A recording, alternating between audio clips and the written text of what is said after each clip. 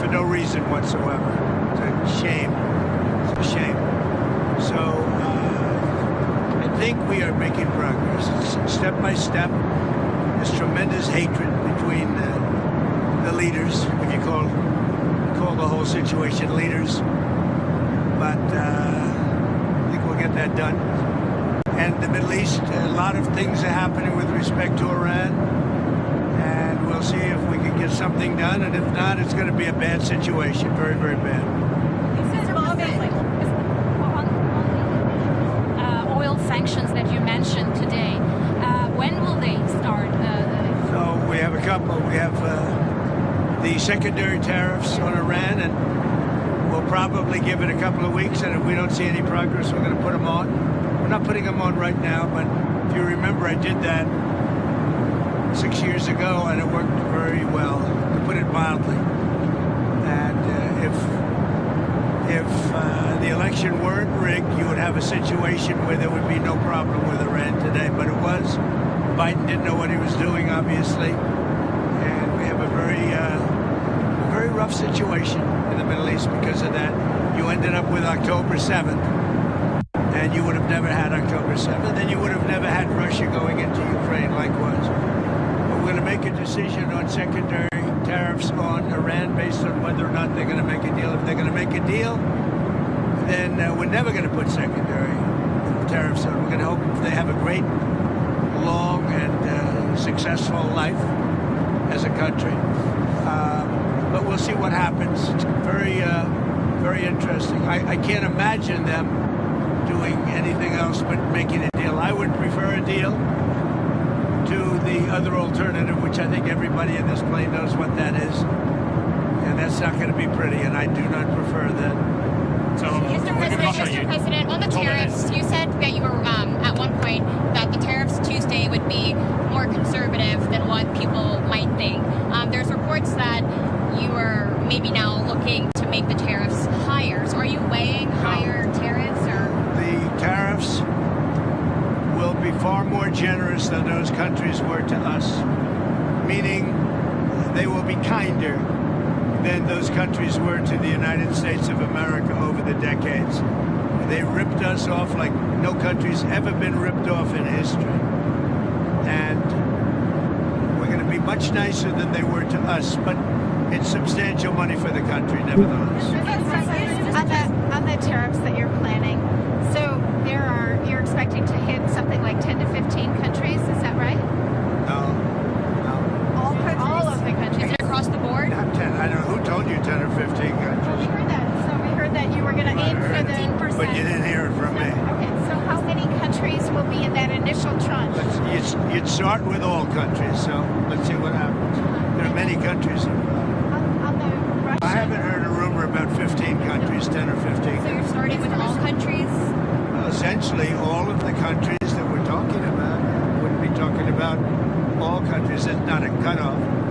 And if you look at the history and you look at what's happened to us, you go to certain places, go to Asia, and you take a look at every single country in Asia, what they've done to the United States in trade, and by the way, in military in a certain way.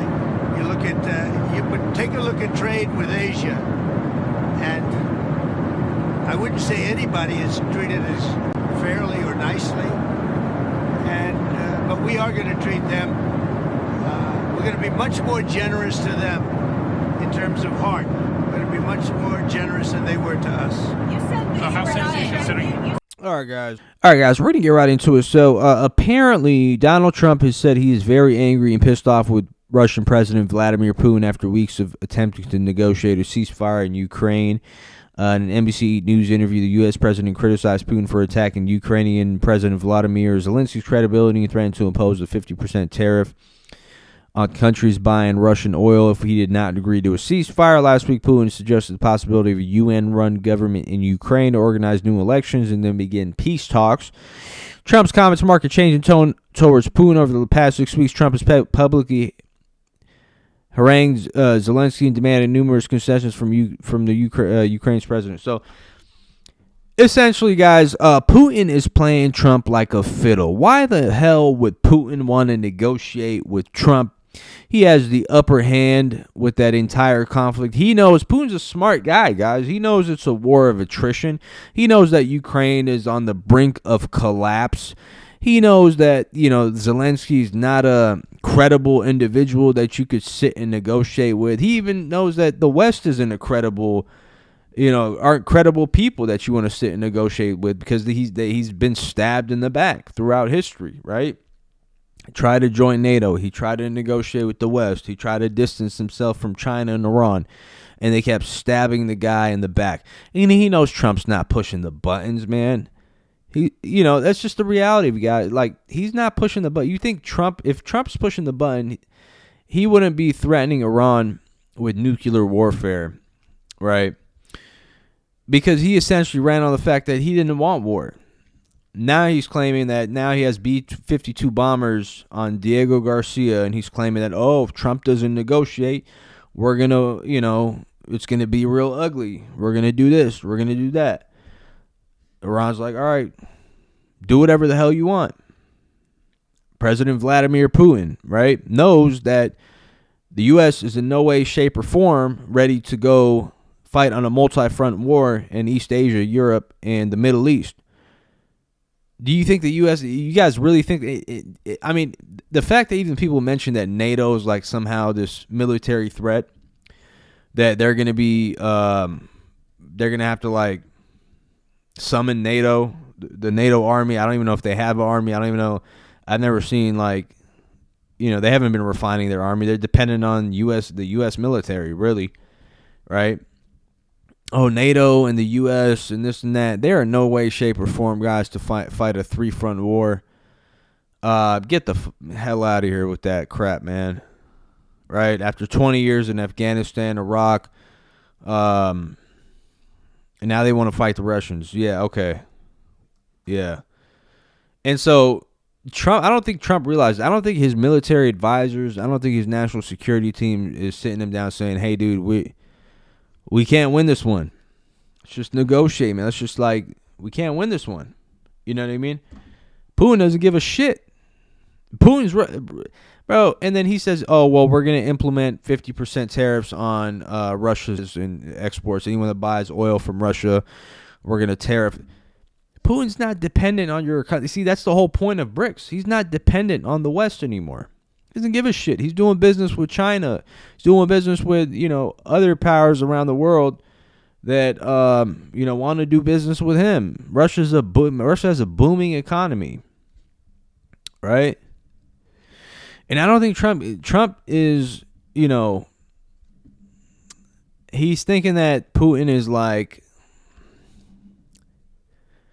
he's thinking that Putin is the same guy, right, that he sits and has a conversation with, not knowing that Putin is playing an act, right, and he's playing to Trump's egotistical nature, right, but in reality, Putin doesn't want to shake hands with Donald Trump or anyone from the West for that matter, right, especially when he's at an advantageous position. Like the moment Ukraine collapses and Zelensky makes a run for it, it's over, man.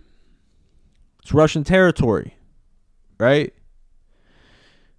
And what do you think Donald Trump's going to? They're going to send NATO to go and try to prevent that. What are you're going to walk into a meat grinder, man? Come on, bro. And they make this false claim like, Russia's lost 1 million people, which we don't even know the number, if the numbers are even true. Not only that, the Russians are warriors. World War II, they lost 20 million people. So Putin doesn't want to sit and negotiate with Trump. And I think that Trump and Rubio were trying to get Putin to somehow, Trump and Rubio were trying to convince Putin to have Iran come to the negotiating table about their nuclear weapons program, right? And to leave China and Iran, because he knows that if Russia and China stick together, the West is fucked, right? So he was trying to get Russia to turn on Iran, so that way they can isolate Iran, take care of the situation with Israel, because that's the utmost important thing to, that's it's the number one thing on our agenda, right, in America. And then my guess is my analysis is, Putin's going to tell all of them, Trump and whoever, all these neocons he has around him, Rubio and all these other clowns, like he's going to tell them to go fuck off. And then what's Trump going to do? What are you going to do? Are you going to implement the draft and go fight a war with Russia? With all these people not willing to enroll in the military because you guys lied, you guys pretty much had to lie to us about Iraq, lied to us about Afghanistan, lied to us about several historic. Man, this guy's not even he didn't even release the Epstein files. Fuck out of here, man. Anyways, let me know what you guys think in the comment sections down below, man. We are in trying times here. All right, hit that like button, hit that subscribe button, man. Peace.